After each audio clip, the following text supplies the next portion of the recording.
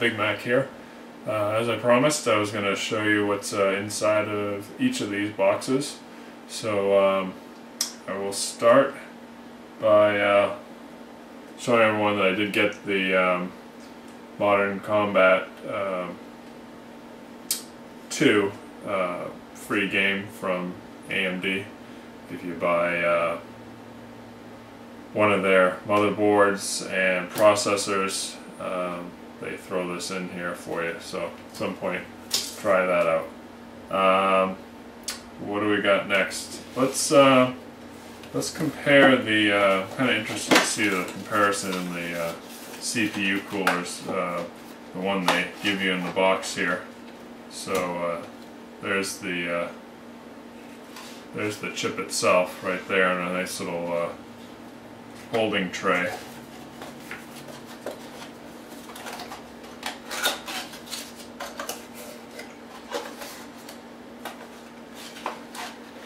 And here's AMD's cooling solution here, which does look like it consists of probably about an 80mm fan, and it does have, looks like, 2 heat pipes on either side, and it's a kind of a real low-rise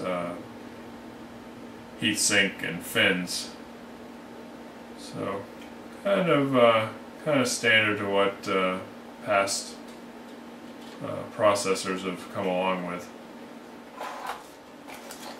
And the plan is to use this new Cooler Master Hyper 212 Plus, which, like I mentioned before, has gotten the Best of award through Maximum PC, which I do subscribe to. And I take a lot of their recommendations pretty seriously. So here's what's going to drop our temperatures way down, and that is a nice big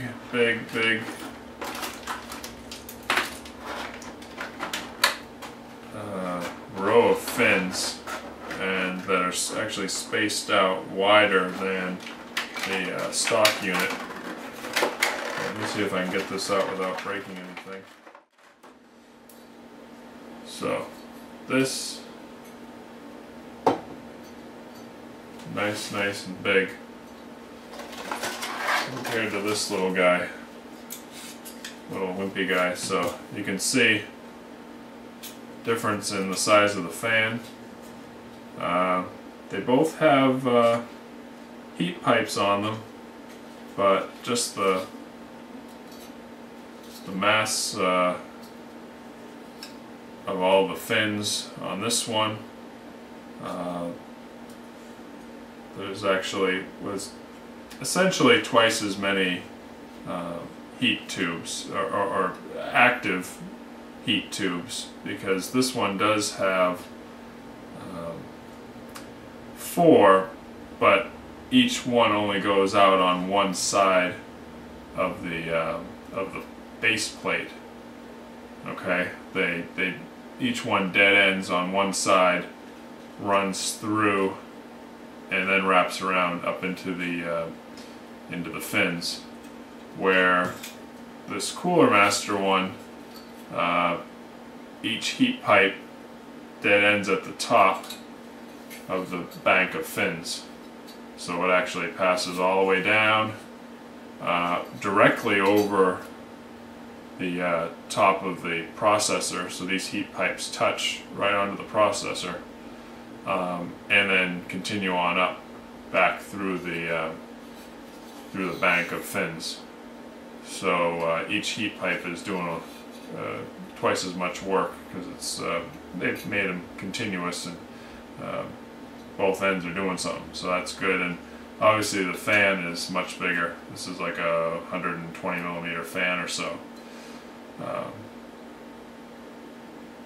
Yeah, so I'm expecting that it's going to cool a lot better. It really doesn't feel like it weighs all that much more, but it definitely is going to get the heat out into a larger mass or a larger area and obviously be able to blow more air through it. And the other thing that's notable is this is going to be blowing the air down onto the motherboard, so the hot air is going to be just being driven down to where you don't want it. This one's sitting upright like this. This is situated in such a way that it's going to actually blow the air through all the fins and actually out the back of your case. So that's going to do a much better job there in redirecting the hot air. So.